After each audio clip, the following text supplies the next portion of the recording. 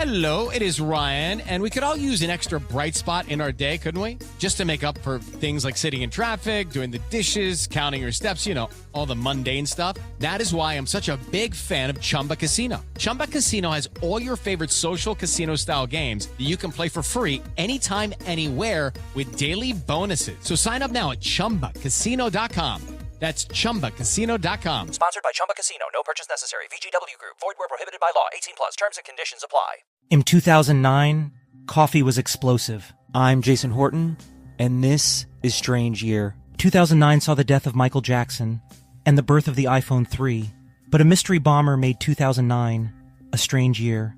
The Fight Club Starbucks bombing, May 2009. An explosion early Monday blew out the windows of a Starbucks on Manhattan's Upper East Side. No one was hurt in the 3:30 a.m. blast. Police are now trying to figure out why it happened. We don't know the motive. Obviously, it is a cause for concern, but we're going to do an in-depth investigation. As I say, the explosive is what I would call a low-order explosive. It caused no physical injury. It caused minimal damage. But if you live in the area, understandably, you'd be upset. Since May of 2005, there have been 3 other unsolved explosions in New York City at the same early hour. That included this one in Times Square last year. In that case, and 2 other bombings, a bicyclist was seen in the area prior to the explosions. But police say they won't limit their investigation. There's been a history of some low-order explosives at Starbucks in other cities throughout the country over the years. Nothing of an immediate nature. People who live above the store were evacuated for a short time. It was detonated at 3:30 in the morning when nobody was in the store. Nobody was in the immediate vicinity here on the street. So you can assume that it was not meant to hurt people. It doesn't mean that it could not. Police are checking for video from surveillance cameras in the area to see if it could provide any clues.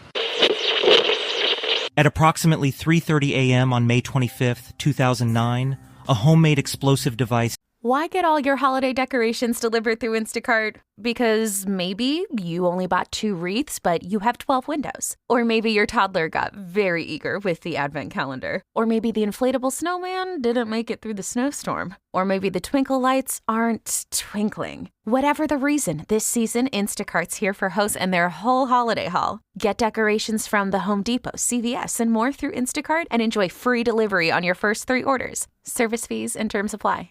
Detonated at a Starbucks in New York's Upper East Side. Fortunately, there were no injuries or casualties, but nonetheless, it left the community rattled. Dozens of 911 calls came pouring in from nearly 40 blocks away and brought both the mayor and governor to the charred scene. It was on the heels of a still unsolved early morning explosion at consulates at the Times Square military recruiting station in the previous 4 years. Police initially thought the Starbucks might be connected, but soon found out that wasn't the case. Weeks would go by until the authorities got the break they were looking for. You see, the mystery bomber made one rookie mistake, bragging to his friends about the soon-to-be dangerous spectacle.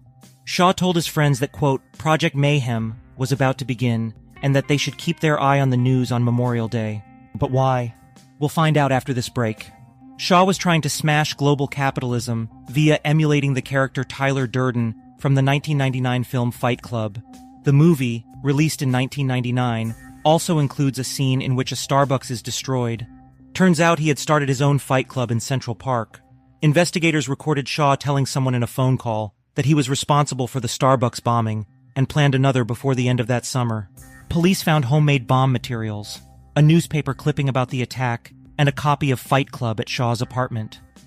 The bomb itself was a plastic bottle packed with fireworks powder and a hand-lit fuse as a detonator. In September 2010, Kyle Shaw, now 19, pleaded guilty to attempted criminal possession of a weapon in a plea deal that will send him to prison for 3.5 years, as well as 5 years of supervision after his release. Thanks so much for listening, and I'll be back next time for another episode of Strange Year. Dreaming of a comfortable, independent lifestyle? Discover the new villas at Shenandoah Valley, Westminster, Canterbury. An expansion offering stunning residences with open floor plans and energy-efficient designs. Conveniently located just steps from our main campus. Enjoy a carefree lifestyle with access to a fitness center and pool, 4 dining venues, and a bustling social calendar. Plus, with our Life Care contract, you'll know your future is secure. Availability is limited. Visit svwc.org today and start living your best life at the villas at Shenandoah Valley, Westminster, Canterbury.